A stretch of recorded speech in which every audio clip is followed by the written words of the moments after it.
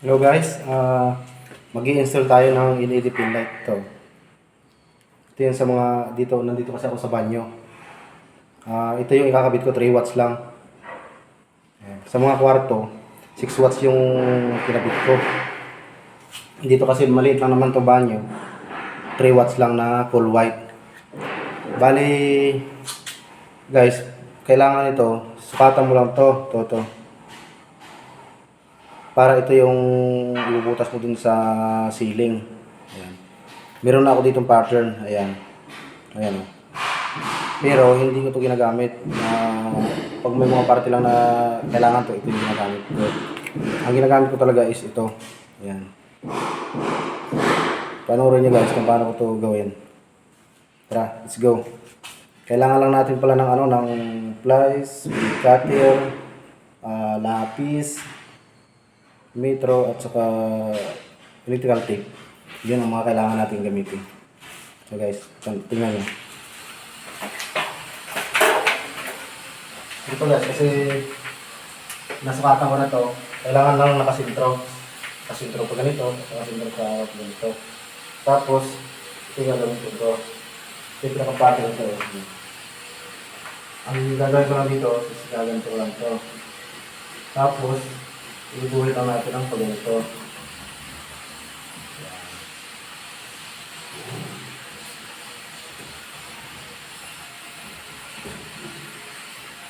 Duwado siyang bilog-bilog. Guys. Tapos, pliers lang yung ginagamit ko para pagbutas dito. May guhit naman hindi naman ako magalampas eh. Ano ko lang sa iba, yung nag-i-install kung anong ginagamit, pero ako pliers na lang.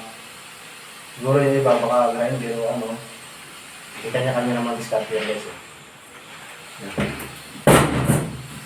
Yan, ganito ko lang yung guys ng pliers. Hanggang sa umabot ako sa bukid.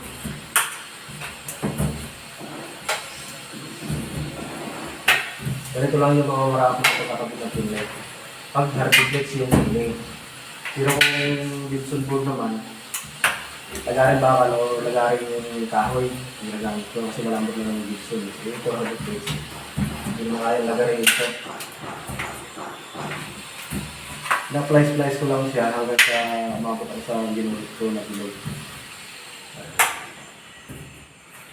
Manipis lang naman yung hardiplex kasi 3.5 mm mo naman ito yung kapal.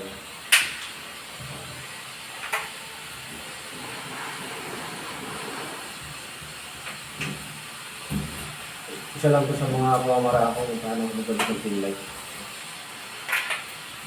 Siyempre, ang isa naman, kailangan yung start ko ng yun. Siguro, yung iba, grinder na ginagamit.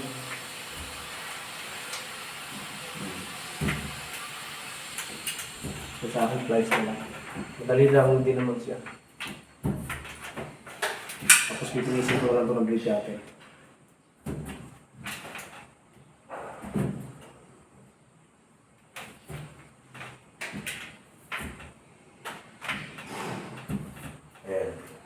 Pagka siyempre pag pliers, hindi mo naman talaga ma-perfect na maabot mo sa butas. Ang ginagawa ko, scatter na lang yung cutter ito. Nag-retrieve ko lang siya guys. Kailangan lang matapos yung lead cutter.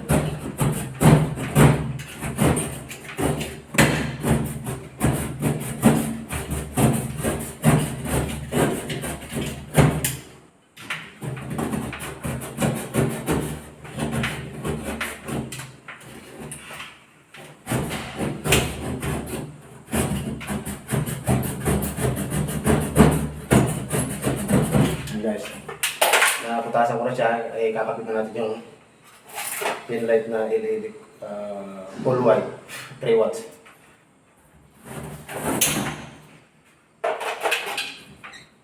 Wala pa naman itong power guys, kaya kahit putulin natin sa akin.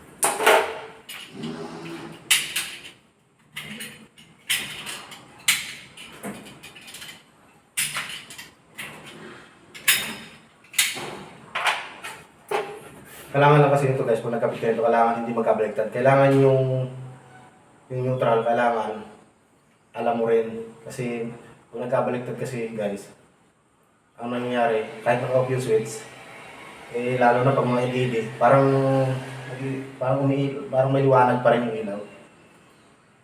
Kailangan alam mo rin yung pagkakabit nito. Tapos, ang ginagawa ko sa ganyan guys, iniipit ko siya ng ganyan. Tapos, kailangan lang din, importante, mahigpit yung pagkaka-splice mo. Kasi ito yung nagiging sanay ng ano, yung kumukurap-kurap ng ilaw pagka maluwag.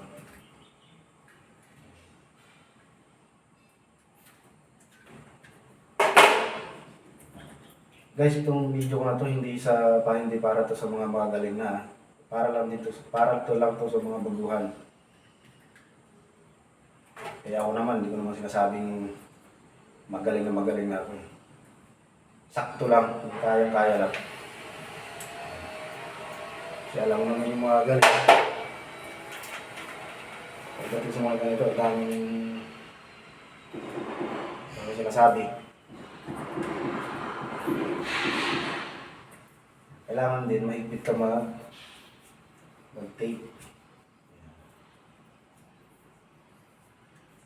Kailangan lagi lang din talagang mahigpit.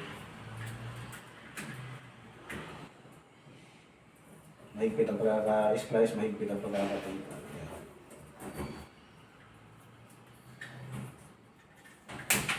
Tapos, kiniklik pa kasi ito guys, kiniklik lang ito. Kiniklik na natin.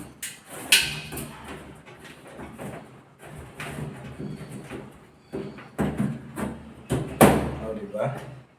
Saktong-sakto. Dito, yan, isa din dito. At saka, isa rin dito. Banyo kasi ito guys, ang ginawa dito, bali, nilagyan ng mga partition to. Partition para sa inodoro, ito naman para sa lababo, ito naman para sa shower, yung pinapitan ko ilaw kanina.